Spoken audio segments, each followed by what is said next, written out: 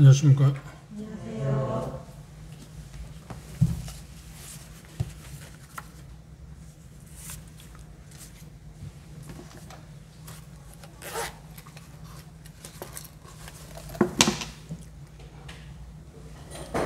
지난주에 이어서 주의 날의 징조에 대한 말씀을 생각해 보도록 하겠습니다. 데살로니가 후서 2장 1절부터 12절까지 한 절씩 교독하겠습니다.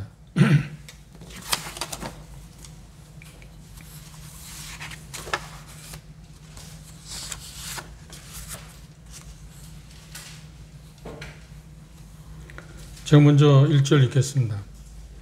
형제들아, 우리가 너희에게 구하는 것은 우리 주 예수 그리스도의 강림하심과 우리가 그 앞에 모임에 관하여 영어나 또는 말로나 또는 우리에게서 받았다는 편지로나 주의 날이 이르렀다고 해서 쉽게 마음이 흔들리거나 두려워하거나 하지 말아야 한다는 것이라. 누가 아무렇게 해도 너희가 미혹하지 말라. 먼저 배도하는 일이 있고 저 불법의 사람 곧 멸망의 아들이 나타나기 전에는 이르지 아니하리니 그는 대량한 자, 신이라고 불리는 모든 것과 숭배함을 받는 것에 대항하여 그 위에 자기를 높이고 하나님의 성전에 앉아 자기를 하나님이라고 내세우느니라. 내가 너희와 함께 있을 때 이 일을 너희에게 말한 것을 기억하지 못하느냐. 너희는 지금 그로 하여금 그의 때에 나타나게 하여 막는 것이 있는 것을 알아니. 불법의 비밀이 이미 활동하였으나 지금 막는 자가 있어 그 중에 옮길 때까지 하리라. 그때 불법한 자가 나타나리니 주 예수께서 그 일의 기운으로 그를 죽이시고 강림하여 나타나심으로 패하시리라. 악한 자의 임함은 사단의 역사를 따라 모든 능력과 표적과 거짓 교적과 우리의 모든 속임으로 멸망하는 자들에게 있으니 이는 그들이 진리의 사랑을 받지 아니하여 구원함을 받지 못함이라. 이러므로 하나님의 유혹을 저희 가운데 역사하게 하사 거짓 것을 믿게 하심은 진리를 믿지 않고 불의를 좋아하는 모든 자들로 하여금 심판을 받게 하려 하심이라. 예, 감사합니다. 특별히 12절 말씀이 참 엄중한 말씀입니다. 우리가 믿기를 거절하게 될 때 오히려 여기 표현하고 있는 것처럼 불의를 좋아하는 모든 자로 심판을 받게 하기 위해서 그들이 속임을 당하게 될 거다라고 하는 표현은 무서운 이야기입니다. 주의 날에 대한 여기 표현하고 있는 것처럼 바울사들은 데살로니가에 있을 때 그 부분에 대해서 이미 가르친 바 있었던 것 같습니다. 그리고 데살로니가전서 5장, 4장, 5장에서 휴거화와 주의 날에 일어날 일들에 대한 이야기를 성도들에게 함으로 인해서 데살로니가 지역 성도들에게는 주의 날이 그들에게 도적같이 이르지 않을 거다. 이유가 뭐냐면 그들은 빛의 자녀, 낮에 속한 사람들이기 때문이라고 하는 것을 분명히 이야기했습니다. 그런데 여기 표현하고 있는 것처럼 거짓 교사들의 꼬임에 넘어가서 그들의 잘못된 가문 일설에 넘어가서 주의 날이 이르렀다고 하는 말 때문에 그들은 대단히 두려워했다고 이야기했습니다. 그런데 그 소식을 듣고 나서 바울사들은 그렇지 않다. 주의 날이 오지 않았다. 주의 날이 오지 않았다고 하는 것을 네 가지를 징후들을 이야기하면서 이런 일들이 일어나지 않은 걸 보면 주의 날이 아직 이르지 않았다고 명확하게 설명하고 있습니다. 그 중에 첫 번째가 무엇이었나요? 배도하는 짓을 할 거다. 그럼 배교는 그냥 평이한 쪽이 아니고 마지막 요한계시록 13장에 있는 말씀을 한번 우리가 참조해 보는 게 도움이 될 것 같습니다. 요한계시록 13장입니다.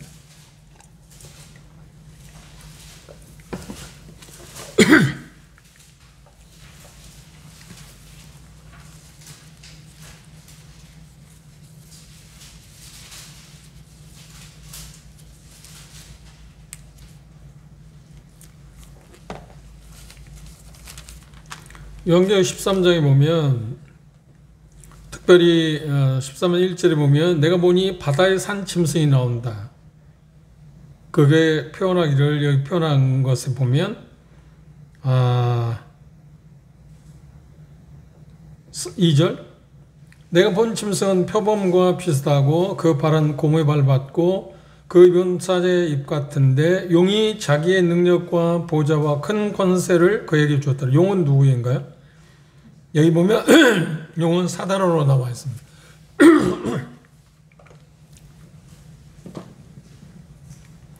이게 바로 적그리스도입니다. 그런가 하면 13장에 11절에 보면 내가 보면 또 다른 짐승이 땅에서 올라오는데 새끼양같이 두 뿔이 있고 용처럼 말하더라. 이거 거짓 선지자입니다. 거짓 선지자. 그래서 일반적으로 이 말씀을 이야기할 때 그 거짓 적그리스도는 아마 신생 로마 제국 거기에 출신일 거라고 이야기하고 있고 거짓 선지자는 유대인들 가운데서 아마 나올 것 같다고 그렇게 이야기하는 경우가 있습니다. 근데 그 부분에 대해서 명확하게 그렇다 그렇지 않다고 이야기하기는 어렵습니다만 그런데 성경의 내용을 보면은 그렇게 유추하는 것이 문제가 되지 않는다고 생각합니다. 그런데 이 적그리스도가 나오게 될 때 여기 표현하고 있는 것처럼 그는 어떤 일을 하게 되느냐면 여기 4절에 보면 용이 짐승에게 권세를 주므로 용에게 경배하며 짐승에게 경배하여 가로되 누가 이 짐승과 같으냐. 적그리스도에 대한 이야기입니다. 적그리스도에게 누가 그 힘을 준다고요? 능력을 준다고요? 용이. 그러니까 사단의 꼭두각시 노릇을 하게 된다고 하는 이야기를 그렇게 이야기하고 있습니다. 근데 문제는 4절에 보면 용이 짐승에게 권세를 주며 용에게 경배하며 짐승에게 경배한다. 실상은 사단이 적그리스도에게 이런 능력을 주는 이유는 뭐냐면 자기가 경배받기 위해서입니다. 그리고 여기서 보면 사단이 있고 적그리스도가 있고 거짓 선자가 나옵니다. 성부, 성자, 성령, 삼위가 계신 것처럼 하나님을 대적하는 세력도 그렇게 사단과 적그리스도와 거짓 선자를 표현하고 있는 것에 대해서 우리는 조금 참조해 볼 말이 있습니다. 그런데 6절에 보시면 짐승이 입을 벌려 하나님을 향하여 회방하되 그의 이름과 그의 장막 곧 하늘에 거하는 자들의 회방하더라 그랬습니다. 그리고 이 표현 가운데서 뭐라고 표현하냐면 7절에 보면 또 권세를 받아 성도들과 싸워 이기게 되고 각 족속과 백성과 방언과 나라를 다스리는 권세를 받았다. 그리고 다른 말씀에 보면 계속 이어지는 말씀을 보면 그가 모든 사람들에게 여기 표현 가운데서 그렇게 하고 있습니다. 작은 자나 큰 자나 부자나 빈곤한 자나 자유한 자나 종들로 그 오른손이나 이마에 표를 받게 하는데 그 표 이름이 666이라. 그래서 모든 사람들이 하나님을 향해서 대적하게 되는. 물론 그 중에서도 7장에 보면은 환난 기간 동안에 구원받는 무리들이 있습니다. 우리 말고 그때는 이미 우리는 휴거된 상태에 있고 그들에게 전해지는 복음은 천국 복음이지 우리가 지금 전해지는 은혜의 복음과는 좀 다른 복음이 내용이 그렇습니다. 그리고 그들에게 그 복음을 받아들일 때 그들에게 주어지는 건 뭐냐면 천국, 다시 말하면 천년왕국에 대한 약속으로 되어 있습니다. 그리고 나서 천년왕국이 이루어질 거고 그리고 난 다음에 천년왕국이 끝나면 사단이 심판을 받게 되고 지옥에 던져지고 그리고 난 다음에 모든 것이 회복되어져서 결국 영원한 왕국이 이루어진다. 그것을 계시록 19장에 보면 새하늘과 새 땅이라는 표현을 했습니다. 여기 배교라고 하는 말은 배도한다는 말은 그때에 대한 이야기입니다. 그런데 이 13장에서 표현을 보면 그가 일할 수 있는 고난 그게 언제 얼마냐 하면 42달이라고 3년 반이라고 이야기했어요. 그러니까 그가 실질적으로는 다니엘서 9장에 보면 7년 동안 역할을 하지만 전 3년 반에는 그렇게 포악한 모습을 보이지 않을 거다. 평화를 조정하고 그런 일을 하게 될 거예요. 그리고 그의 진정 본색은 후 3년 반에 드러나될 거라고 하는 것을 이야기하고 있습니다. 그래서 여기 표현하고 있는 것처럼 예수 그리스도에 대한, 하나님에 대한, 성령님에 대한 적대감을 믿지 않는 사람들이 주어져서 모든 사람이 배도하는 일이 있게 될 거다. 그런데 그 당시, 그러니까 이 말씀을 하고 있을 당시 그들은 여전히 은혜의 복음이 전해졌고 은혜의 복음을 통해서 구원받는 역사가 일어나는 걸 보니까 배도하는 일은 아직 있지 않다. 그래서 결론은 뭔가요? 아직 주의 날이 이르지 않았다. 주의 날은 우리가 데살로니가전서 5장에서 공부한 것처럼 주의 날이 뭐냐면 예수님의 다시 오심에 대한 이야기입니다. 그리고 휴거하고 주의 날은 좀 다른 겁니다. 차이가 있습니다. 시차가 있습니다. 그렇죠? 그 시차가 있는데 그 시차를 일반적으로 우리는 약 7년의 기간이 있다. 7년 후에 주의 임하심이 있다. 그리고 7년 전에 우리는 휴거될 거라고 이야기했습니다. 그리고 이 세상에 환란이 있게 될 거라고 하는 이야기를 7년 동안에 그것을 마태복음 24장에서 말하면 환란 기간, 그리고 후 3년 반을 대환란이라고 표기를 하고 합니다만 일반적으로 7년의 그 기간을 환란 기간이라고 이야기했습니다. 그게 계시록 6장부터 19장까지 내용이 거기에 수록되어 있습니다. 두 번째, 주의 날이 아직 오지 않은 두 번째 이유는 뭐냐면 불법의 사람, 곧 멸망의 아들이 나타나지 않았다 라고 하는 것을 통해서 분명하게 제시를 하고 있습니다. 불법의 사람의 출현은 예수 그리스도에서 주의 날 예수님이 재림하시자마자 그는 멸망을 받게 됩니다. 그러나 그 전까지 그분이 재림하시기 전에 세상을 완전히 지배하는, 그리고 자기 마음에 따라서 세상 종교 그리고 세계 정부 모든 것을 자기가 장악해서 다스려야 될 거다. 그런데 그 다스려야 되는 힘이 누구로부터 온다고요? 사단이 그에게 보여줄 거다. 그래서 사단이 그에게 그런 권능을 주기 때문에 죽은 자 가운데서 살아나는 경우도 당할 거다. 그리고 많은 이적과 표적을 행함으로 말미암아서 많은 사람들 미혹하게 될 거다. 그리고 여기 말씀에서 12절에 이야기한 것처럼 구원받지 않은, 믿음을 갖고 있지 않는 사람들 대다수가 그곳에 넘어갈 거다. 미혹당할 거라고 이야기하고 있습니다. 그래서 여기 표현한 것처럼 주의 날이, 대환란이 시작된 친구가 지금 여기 표현하고 있는 것처럼 불법의 아들이 나타나야 하는 건데 불법의 아들이 나타나지 않은 걸 보니까 그 시기가 아직 오지 않았다. 주의 날이 오지 않았다고 이야기했어요. 두 가지 증거를 통해서 주의 날이 이르지 않았다고 그랬습니다.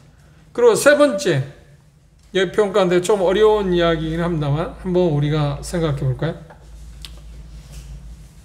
그래서 본문에서 저는 4절에 보면 저는 대적하는 자나 범사 일컫는 하나님이나 숭배함을 받는 자 위에 떠나 자존하여 하나님의 성전에 앉아 자기를 보여 하나님이라 한다. 누가? 불법의 사람, 멸망의 자식, 그 계시록 13장에 나와 있는 것처럼 그 역할을 그가 감당하게 될 거라고 이야기했습니다.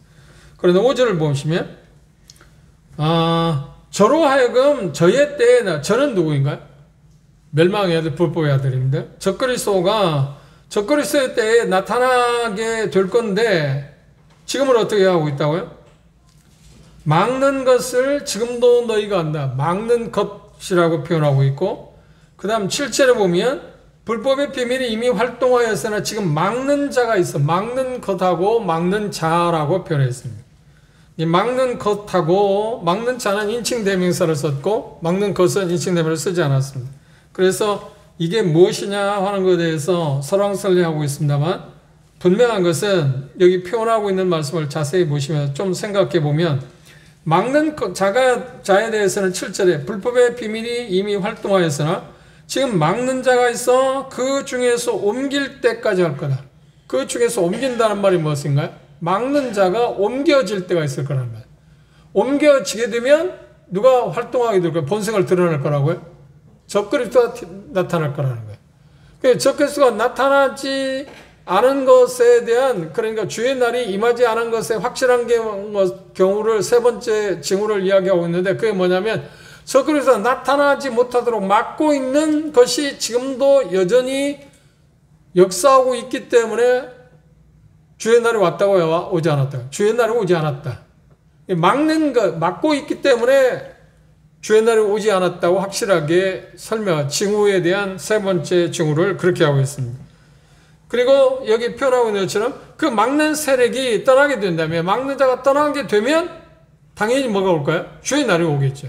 그러면 앞에서 예언대로 불법의 아들 멸망의 자식이 나타나서 이제 본격적으로 그 자신의 모습을 드러내게 될 거라는 것을 이야기하고 있습니다. 그러면 막는 힘, 막는 자, 막는 것이 무엇일까라고 이야기할 때 어떤 사람들은 이야기를 이 막는 자는 어떤 남성 명사를 써서 뭐 하나님이다. 그리고 막는 것이라고 표현했는데 이게 뭘까? 뭐 성령입니다. 그런 여러 가지 표현을 하는데 그냥 함축해서 말한다면 성령께 교회를 통해서 성령께서는 지금도 뭘 하고 있나요? 여전히 적그리스도가 나타난 것을 지금 뭐가 제지하고 있다. 막고 있다. 그래서 이 표현은 전 교회가 떠나면 성령과 함께 떠나게 되는데 그때 뭐가 나타날 거라고요? 이 멸망의 자식이 나타나서 활동하게 될 거다. 그럼 지금 여전히 교회가 존재하고 있고 휴거되지 않았으니까 교회가 존재하고 있고 성령께서 역사하고 계시기 때문에 지금 주의 날이 이르는가 이르지 않았는가?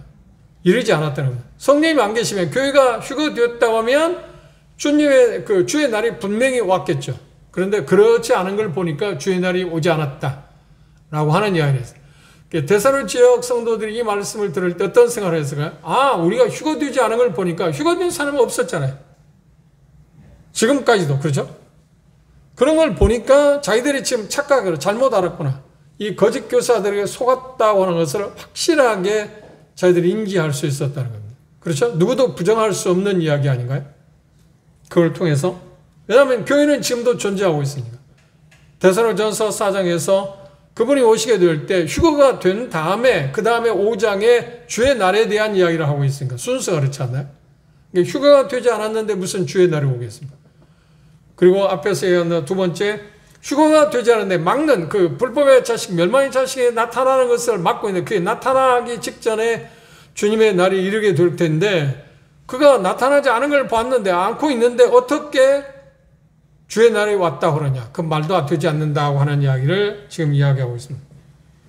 그래서 분명한 것은 이 말씀을 들을 때 그리고 지금도 2000년 지금 우리에게 있어서 여전히 주의 날은 이르지 않았다. 가까이 오고 있다 말할 수 있을지 모르나 이르지 않았다. 이유는 뭐냐면 휴거되지 않았어요. 성령의 역사가 멈추지 않고 교회가 휴거되지 않고 있다. 그러니까 크게 역할을 하느냐, 영향이 얼마나큼 있느냐와 상관없이 성령님께서 교회를 통해서 누가 나오는 것을 지금 막고 있다고요? 적그리스도가 멸망의 자식이 나타나는 것을 막고 있다. 그런데 분명하게 보면 그런 조짐이 있다 없다 이미 활동하고 있다. 요한 1서에서는 그걸 이야기했지 않나요? 적그리스도 안에 있다고 그랬으면 나타났다. 그러면 거기에서 말하는 적그리스도하고 이 데살로니가 후서 2장에 말하고는 적그리스도의 차이는 뭐라고요? 그러니까 어떤 표현을 한다면 여기 지금 데살로니가 후서 2장의 적그리스도는 지난 시간에 이야기한 것처럼 성전이 제3성전이 세워지고 성전에다가 자기가 하나님이라고 할 수 있는 사람. 그러니까 그 전에는 전혀 그게 없었잖아요. 자기가 뭐 예수님이라고 재림 예수라든지 뭐라고 뭐 별별 사람 우리나라도 몇 사람 있지 않나요? 세계적으로 수도 없이 이제까지 많이 있었습니다. 그런데 누구도 성전에 자기가 하나님이라고 한 사람은 없었지 않나요? 아직까지는 없습니다. 그래서 그 차이가 있습니다. 그 부분의 차이점을 좀 우리가 요한 1서에서 표현하고 있는 말씀하고 좀 차이가 있다는 것을 여러분들이 생각하시면 될 겁니다. 우리가 다시 한번 참조해 볼까요? 요한 1서 4장 3절 보십시오.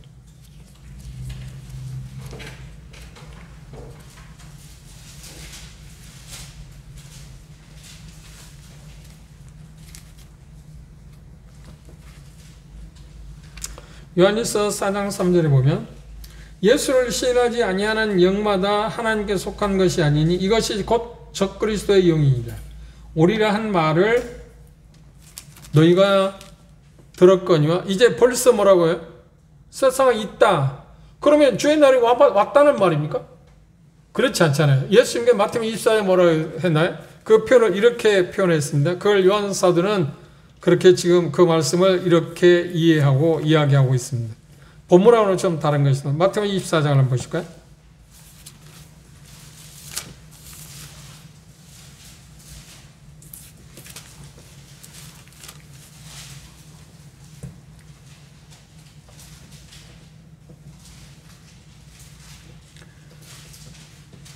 마태복음 24장 4절에 보면 예수께서 대답하시되 너희가 사람의 미혹을 받지 않도록 주의하라. 그런데 데살로니가 지역 성도들은 이 말씀의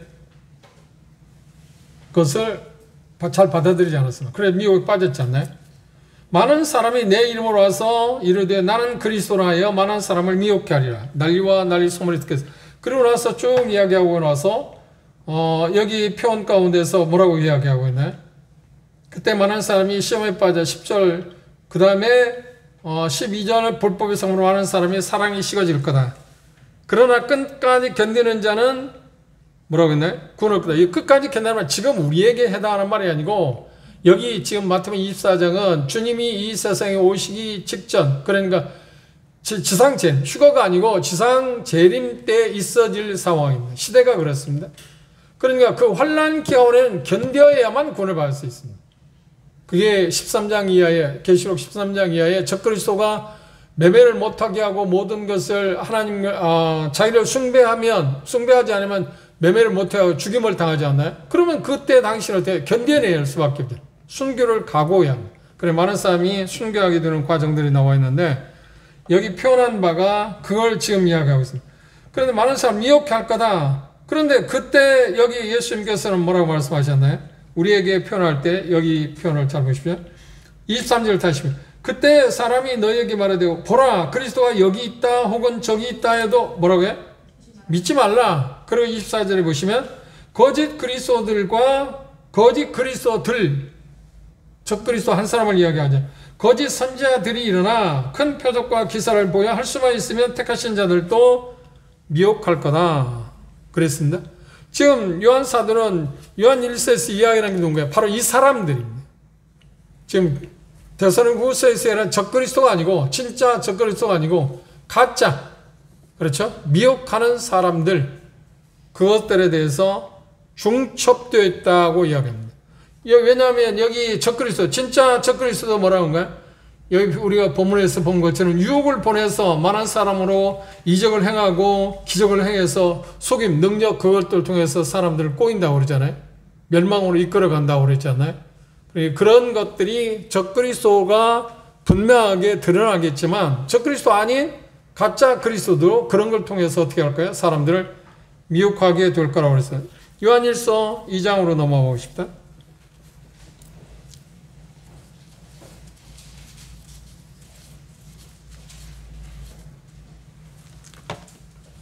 2장 18절입니다.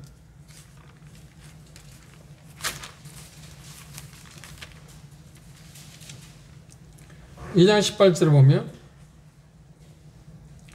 아이들아 이것이 마지막 때라 적그리스도가 이르겠다 함을 너희가 들은 것과 같이 지금도 많은 적그리스도가 일어났으니 많은 적그리스도가 일어났다. 이건 복수형이잖아요. 그런데 데살로니가후서 적그리스도는 뭔가요? 단수예요. 딱 한 사람. 많은 적그리스도가 일어났으니 이러므로 우리가 마지막 때인 줄 안다.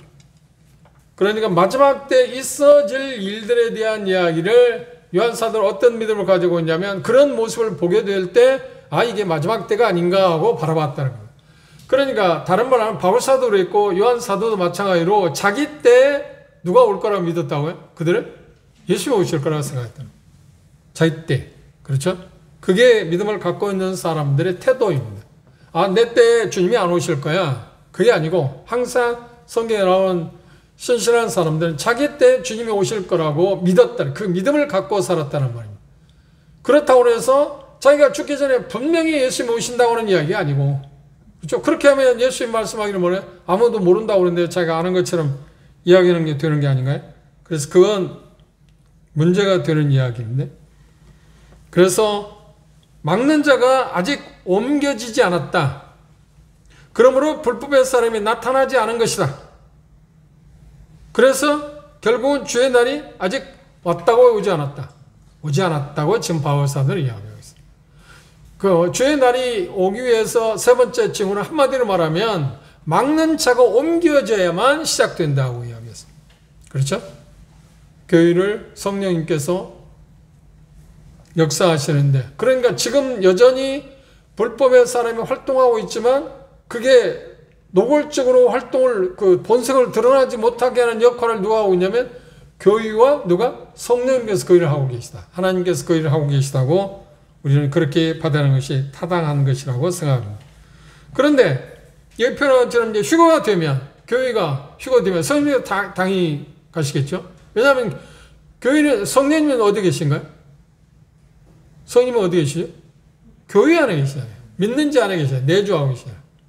휴거된다고 하는 말은 성령님도 같이 가신다는 말이 되겠죠. 그렇죠? 그때 드디어 누가 적그리스도가 나타날 거라고 2장 8절에 지금 이야기하고 있습니다.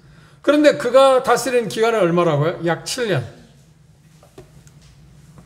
다니엘서 9장에서부터 시작한다 하면 약 7년 동안. 그리고 계시록 13장에는 3년 반이라고 표현하고 있는데 그건 환란 기간의 대환란 기간, 후 3년 반에 대한 이야기입니다. 그러고 나서 결국은 어떤가요? 예수님 오심으로 말미암아 그가 멸망을 당할 것입니다. 그리고 천년왕국이 세워질 거고 그 다음에 이어서 영원세가 이루어질 거라고 하는 이야기를 하고 있습니다. 데살로니가후서 2장 11절 12절은 예수 그리스도에서 적그리스도를 제거하기 전에 많은 사람들이 뭐라 할 거냐? 그리스도를 배척하고 적그리스도를 받아들일 거다. 그런데 적그리스도를 받아들이는 목적 이유가 어디에 있다고요? 왜 그들은 적그리스도를 예수님처럼 받아들인다? 그리스도를 받아들인다고요? 여기 표현하기를 뭐라고 했나요? 10절에 그랬습니다. 불의의 모든 속임으로 멸망하는 자들이 임할 거다. 그리고 이는 저희가 진리의 사랑을 받지 아니하여 구원함을 얻지 못함이라 그랬습니다. 그리고 그는 적그리스도는 9절에 보면 뭐라고 해요? 악한 자의 임함은 사단의 역사를 따라서 모든 능력과 표적과 거짓 기적과 불의의 모든 속임으로 멸망하는 자들이 임할 거다. 그때는 이미 우리는 이 땅에 남아있지 않습니다. 휴거가 되죠. 이 땅에 남아있는 사람들은 환란 기간 동안에 그 일을 당하게 됩니다. 그런데 생각보다 계시록 7장에 보면 많은 사람들이 자기 목숨을 내놓고 예수 그리스도를 메시아를 받아들이는 경우가 있습니다. 그래서 그들이 순교하게 될 거라고. 그런데 그 사람들 숫자가 얼마나 많을까요? 이루 헤아릴 수 없는 사람이라고 했어요. 계시록 7장 한번 참조해 볼까요?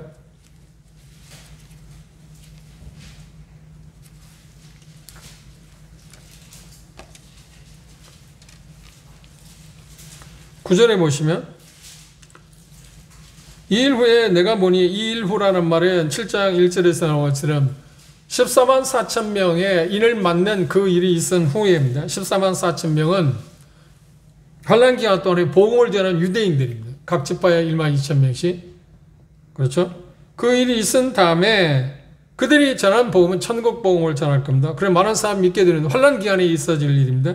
이 일 후에 내가 보니 각 나라와 족속과 백성과 방언에서 아무라도 능히 셀 수 없는 큰 무리가 흰 옷을 입고 손에 종려 가지를 들고 보좌 앞과 어린 양 앞에 서서 큰 소리를 쳐 가로되 구원하심이 보좌에 앉으신 우리 하나님과 어린 양이 있도다니 모든 천사가 보좌와 장로가 내 생물의 주위에 섰다가 보좌 앞에 엎드려 얼굴을 대고 하나님께 경배해 가로되 아멘. 찬송과 영광과 지혜와 감사와 존귀와 능력과 힘이 우리 하나님께 세세토록 있을지어다 하더라. 장로 중에 하나가 응답하여 내게 이르되 이 흰 옷 입은 자들이 누구며 또 어디에서 왔느냐? 그때 요한은 내가 가로되 내 주여 당신이 알리이다 하니 그가 나더러 이르되 이는 큰 환란에서 나오는 자들이다. 큰 환란에서 나오는 자들. 환란 기간 동안에 믿는 사람들이 있을 거라는 말입니다. 그렇죠? 분명하게 이야기합니다. 이는 능히 헤아릴 수 없는 사람. 그런데 그들이 누구라고요? 분포가 각 나라와 족속과 백성과 방언에서 나오고 세계 편만하게 땅 끝까지 이르러서 천국 복음이 전해지면 누가? 전도자는 누구라고요? 14만 4천 명. 그래서 그들은 하나님의 특별한 보호로 말미암아서 사단이 그들을 어떻게 억압할 수가 없어요. 제어할 수 죽이지도 못하고 하나님의 보호를 받기 때문에 그들이 전한 천국 복음을 듣고 많은 사람들이 믿게 될 거다. 그 믿음은 뭔가요? 예수 그리스도의 메시아라고 하는 사상, 그 믿음을 갖게 됩니다. 여전히 믿음입니다. 그들도 믿음으로 말미암아서 구원받게 될 거라고 그랬습니다. 그런데 그때 당시 구원받는 사람은 언제? 환란 기간 때문입니다. 환란 기간 동안입니다. 우리하고는 전혀 다릅니다. 분명히 문자는 그가 언제 어떤 사람인데 환란 기간 동안 믿는다고 그래요. 큰 환란에서 나오는 사람이다 그랬잖아요. 그 부분에 대해서 생각을 해야 합니다. 그러면 이 말씀에서 조심스럽게 접근할 수 있는 것은 지금 만일의 경우 우리가 휴거된다 하면 우리를 통해서 보험을 들은 사람들, 그렇죠? 그들 가운데 정신을 차리는 사람이 있을까요? 없을까요? 있을 겁니다. 그렇죠? 내 친구 누가 휴가 뛴다고 그러는데 뜻밖에 사라졌어. 그런데 우리가 휴가 뛰자마자 적그리스도는 뭐라고 이야기할까요? 하나님이 저주를 받아서 지금 그들이 어디로 가 사라졌을 거라고 이야기할 겁니다. 그래서 그 세계의 모든 사람들 혼란을 잠재울 겁니다. 그리고 휴가 되는 순간에 뭐 휴가라는 책에 보면 그 저자는 그렇게 말했습니다. 휴가 되는 순간에 이 세상은 아수라장이 되겠죠. 왜 아수라장이 되고 운전하고 하고 있는데 너 다음에 휴가 되면 뭐 운전대를 누가 잡나요? 그렇죠? 그리고 뭐 비행사들 그리고 어떤 기계를 다루는 사람들 그 뭐 정말 혼란스러울 겁니다. 그런데 그 혼란을 적그리스도가 나타나서 통제할 거라는 겁니다. 완전히 지배할 거라는 겁니다. 어떻게 지배할까요? 여기 표현할 어떤 이적, 기적을 행해서 미혹하는. 그래 누가 그 꼬임에 넘어가느냐 하면 여기 표현하고 있는 것처럼 여전히 하나님을 대적하는 입장에 있는 사람입니다. 그 사람들이 하나서 그 일들이 있을 거라고 이야기했습니다. 그리고 결국은 어떻게 한다고요? 적그리스도는 예수 그리스도 오심으로 말미암아서 멸망당한다. 그런데 그들이 예수 그리스도를 배척하고 이 적그리스도를 따르는 이유가 뭔가요? 적그리스도가 여기 표현하고 있는 사단의 권능으로 이적들을 행하는 것 때문에 그렇습니다. 여전히 지금도 마찬가지지만 미래도 그렇고 과거도 마찬가지죠. 사람들은 보는 것에 매료를 당합니다. 보는 것에. 그리고 계시 13장에 보면 계속 내용을 보면 적그리스도가 죽음을 당한 것 같았는데 다시 살아난 일도 있고요. 우상을 만들어 놨는데 우상이 뭐라고요? 말도 해. 그건 신기하잖아요. 그건 뭘로 지금은 과학이 발달했으니까 그게 가능하다고 과학자들은 이야기해요. 뭘로 그렇게 할까요? 로봇 만들잖아요. 그렇죠? 지금은 기초적인 부분에 있지만 그 당시에는 얼마나 잘 만들까요? 아마 사람다운 로봇을 만든 사람처럼 우상을 만들 거예요. 그 우상을 어디에 세웠나요? 제3성전에 세워놓고 그가 마치 뭐라고요? 하나님이라고. 그 말도 하고 그러니까 생각해 보세요. 누가 안 믿겠습니까? 다 믿을 수밖에 없잖아요. 받아들일 수밖에 없잖아요. 그런데 누가 받아들이냐 하면 미혹을 좋아하는 멸망받기로 작정된 사람들이 그걸 받아들여요. 그런 와중에도 어떤 사람들이 있을까요? 믿을 사람이 있다. 믿는 사람이 있을 수 있다. 그러면 우리가 지금 생각할 수 있는 것은 이런 생각. 지금 교회 시대, 은혜 시대에 예수를 믿지 않아도 다음 기회가 주어진다. 그게 보장됩니까? 그런데 성경에 보면 다음 기회가 있나요? 없나요? 있어요. 환란기가 때 믿을 수 있는. 그러면 지금 안 믿고 있는 환란기가 믿을 수 있는 가능성이 있을까요? 그건 희박하다고 이야기했습니다. 복음을 받아들이지 않았는데 자기 목숨을 내놓고 믿을 수 있을까요? 지금은 뭐 예수 믿으면 어떤 불이익을 당할 수 있을지만 목숨 내놓고 믿어야 할 이유는 아니잖아요. 그런데 이 당시에는 환란 기간 때는 자기 목숨을 내놓아야만 믿을 수 있죠. 그런데 그걸 어떻게 하겠습니까? 그럼 믿을 가능성이 거의 없습니다. 그러면 환란 기간 믿을 수 있는 사람이 누군가요? 이런 복음을 듣지 않은 사람들. 그렇죠? 그런 사람들에게 그 혜택이 주어질 거라고 생각하는 것이 마땅할 거라고 생각합니다. 그 다음 네 번째, 지금 주의 날이 오지 않았다고 하는 가운데 빼놓을 수 없는 그리스도의 재림하실 때 적그리스도의 최후의 대결을 말미암아서 멸망할 거라고 이야기했습니다. 8절부터 다시 보시면 다시 본문에 돌아와서 주 예수께서 8절에 했습니다. 그때 불법한 자가 나타나니 주 예수께서 그 위의 기운으로 저를 죽이시고 강림하여 나타나심으로 패하실 거다. 완전히 복종시킬 거다. 복종시키다면 멸망시킬 거라고 그랬어요. 그게 주의 날이 임했을 때 일어난 일이다. 그러면 생각해 보세요. 지금 바울사도 이야기하는 이야기는 뭐예요? 불법의 아들이 나타나지도 않았는데 그게 나타나면 죽음을 당하고 멸망을 당하는데 나타나지도 않았는데 왜 주의 날이 임했다고 할 수 있냐? 주의 날은 어떤 때 그 멸망의 자식 적그리스도와 관계에서는 어떻게 징조를 보여야 하는 거예요? 그렇죠. 주님께서 오셔서 그가 멸망당한 것을 볼 때 주의 날이 일어났다고 할 수 있죠. 그가 나타나지도 않았는데 왜 주의 날이 왔겠습니까? 그래서 그들이 두려워하고 미혹당한 것에 대해서 이 네 가지 확실한 징후들을 통해서 주의 날이 오지 않았다 라고 하는 것을 이야기했습니다. 그럼 이 메시지를 듣게 될, 이 서신을 받게 될 대사의 성도는 어떻게? 됐다. 인간이 느낄 수 있는 최고의 감정이 어떤 거라고 했나요? 안도가. 그래요. 됐다. 주의 날이 이르지 않았고. 그리고 자기들은 이제 정신 차리고 살았겠죠. 그죠? 우리가 그런데 데살로니가후서 3장에 보면 주의 날이 이르렀다고 하는 것 때문에 후유증이 생각보다 많았습니다. 그래서 자기 일상적인 생활을 내팽개치고 주님이 오실 때 가까우니까 어떻게 해요?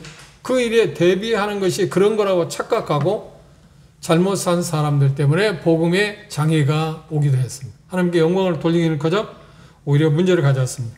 그래서 오늘 데살로니가후서 2장 1절부터 12절에 있는 말씀에서 나오는 그 말씀을 적용하면 적용점이 어떤 거예요?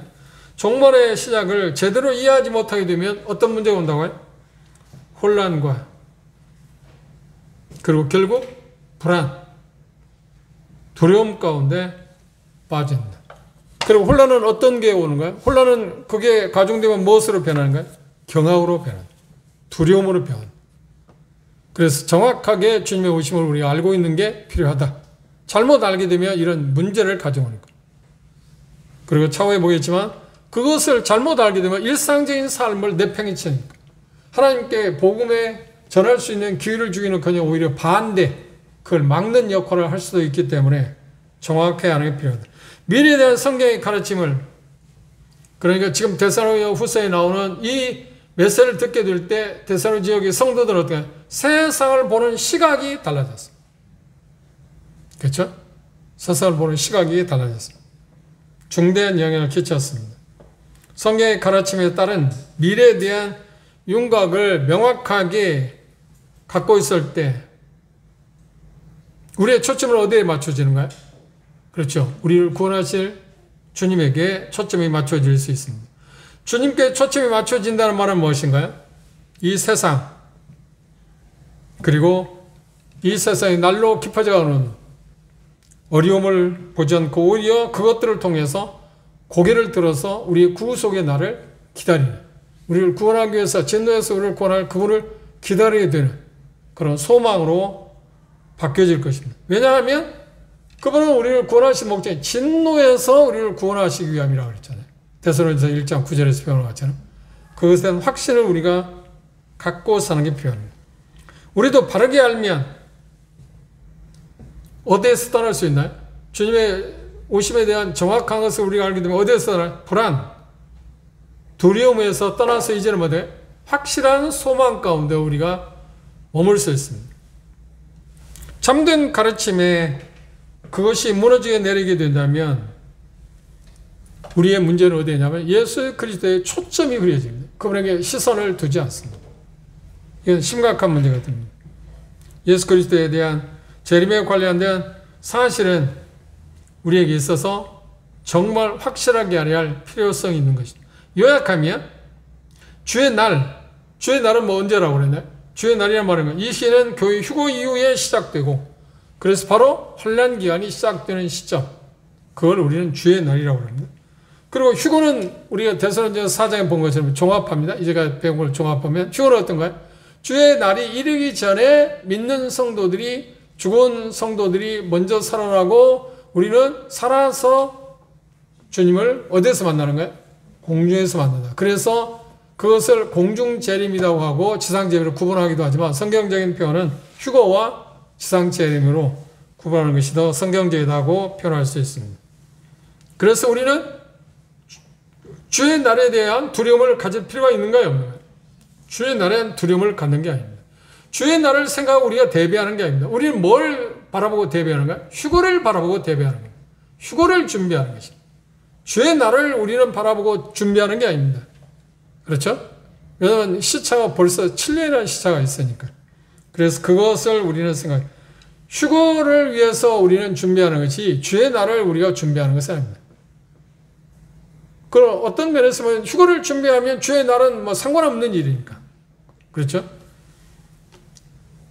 그리고 여기 데살로니가서 5장에서 우리가 다시 찾아봤습니다만 주의 날이 호련히 밤에 도적같이 오는데 누구에게 그게 임한다고요? 믿지 아니한 사람. 구원받은 사람들은 낮에 속한 사람이기 때문에 그게 밤에 도적같이 임하지 않을 거라고 하는 이야기입니다. 그리고 예수님께서 이 세상에 다시 오시게 되면 이제 모든 세상의 악을 멸합니다. 사단, 적그리스도, 거짓 선자도 그들이 동일하게 어떤 거예요? 물론 적그리스도하고 사단이 말고 적그리스도하고 거짓 선자는 생으로 지옥에 던져지고 이후에 사단은 이제 지옥에 던져지는 순서는 조금 차이가 있습니다. 계시록에 보면. 그러고 나서 바로 뭐가 이루어지는 거야? 천년왕국이 시작됩니다. 많은 사람들이 천년왕국을 믿지 않고 있습니다. 그런데 우리는 세대주의 개념에서 전천년설을 믿기 때문에 천년왕국을 믿습니다. 일반 언약신학주의자들은 천년왕국을 믿지는 않습니다. 천년왕국을 그냥 예수 그리스도 초림부터 그분이 오실 때까지 그 기간을 천년이라고 생각하지 천년왕국이란 자체가 없다. 그렇게 생각합니다. 받아들입니다. 왜냐하면 하나님의 말씀을 문자적으로 받아들이지 않고 그냥 상징적인 언어로 받아들이기 때문에 그렇습니다. 그런데 분명하게 요한계시록 20장에 보면 천년이라는 말이 그냥 문자적인 의미로 6번이나 쓰여졌습니다. 천년왕국을 우리는 믿고 있지 않나요? 천년왕국이 세워지고 그러고 난 다음에 이제 사단이 완전히 멸망당하고 믿지 않는 사람들의 백보자 심판이라고 하는 계시록 20장에 있는 백보자 심판이라는 것에 아담 이후에 죽은 믿지 않는 모든 사람들이 자기의 행위에 따라서 심판을 받는데 어디 가기 위해서? 지옥. 그래서 지옥도 예수님께서 마태복음 14장에 보면 등급이 있다. 차이가 있다. 지옥은 물론 고통스러운 것입니다. 그런데 더 고통스러운 게 있고 좀 덜 고통스러운 게 있다. 그 차이가 왜냐하면 자기들의 죄의 비중에 따라서 그걸 하나님의 공의라고 이야기합니다. 그 차이가 있다. 그리고 나서 그게 끝나면 어떻게 되나? 영원왕국이 시작된다고 그랬습니다. 그래서 우리가 마태복음 24장 13절에 끝까지 인내하는 사람들은 환난 기간에 이야기지 우리에게 이야기하는 것은 우리가 견뎌야만 구원받는 게 아니잖아요. 우리는 동일하게 뭔가 믿음을 은혜로 구원받는 것이지 그 부분을 우리가 생각합니다. 그 말의 의미는 뭐냐면 자기의 목숨을 내놓아야만 예수를 믿을 수 있다는 겁니다. 그리고 예수를 믿게 되면 그들은 당연히 뭘 생각해야 하는데 자 목숨을 내놓을 생각을 해야 한다. 왜? 환난 기간 동안에는. 그리고 대환란은 지상의 왕으로 오실 예수 그리스도의 재림으로 절정에 달하게 될 것입니다.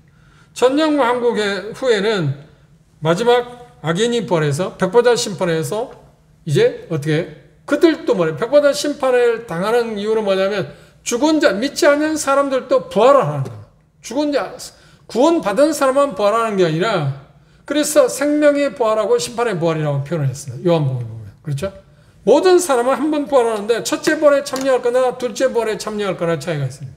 첫째 부활하고 둘째 부활의 차이가 뭐냐면 천년이라는 기간 후 백보자 심판에서 모든 사람이 다시 살아납니다. 그때 살아난 사람은 어디 갈 사람들이라고요? 지옥. 지옥은 우리가 생각하는 것처럼 육체를 갖고 가는데 부활한 몸을 갖고 간다는 거예요. 그래서 불에 타도 타지지 않는 것입니다. 이 육체를 갖고 오면 불에 타면 뭐 사라질 거 아닙니까? 죄로 변할 거 아닙니까? 근데 지옥은 불에 타도 사라지지 않는, 사그라질 수 없는, 태워버릴 수 없는 몸으로 부활한 채로 가기 때문에 고통스러울 거라고 하는 이야기를 우리는 쉽게 알 수 있습니다. 그에 대해서 우리가 이런저런 뭐 이야기, 믿지 아니하는 사람 이런저런 이야기를 하고 뭐 이야기할 수 있을지 모르다 성경이 말하는 바는 분명하게 그렇게 나옵니다. 그리고 결국 계시록 20장에 보면 이 세상에 있는 땅과 하늘이 다 없어져 버리고 그 다음 새하늘과 새 땅이 온다. 그래서 그 새하늘 새 땅은 뭔가요? 아버지 집이라고 하는 영원한 왕국이 이루어진다 라고 하는 것이 성경의 그 프로그램이라고 이야기할 수 있습니다. 오늘 이 말씀에서 우리가 생각할 수 있었던 것은 뭐냐면 주의 날이 이르렀다고. 그러니까 바꿔 표현하면 뭐냐면 주의 날에 대한 오해, 그러니까 주의 오심에 대한, 전체적으로 주의 오심에 대한, 재림에 대한, 휴거에 대한 잘못된 가르침을 하게 돼요. 성경에 확실한 것을 갖고 있지 못하면 나타나는 현상이 뭐라고요? 미혹받게 되면 어떤 현상? 불안하고, 초조하고, 더 나아서 어떤 거예요? 두려워합니다.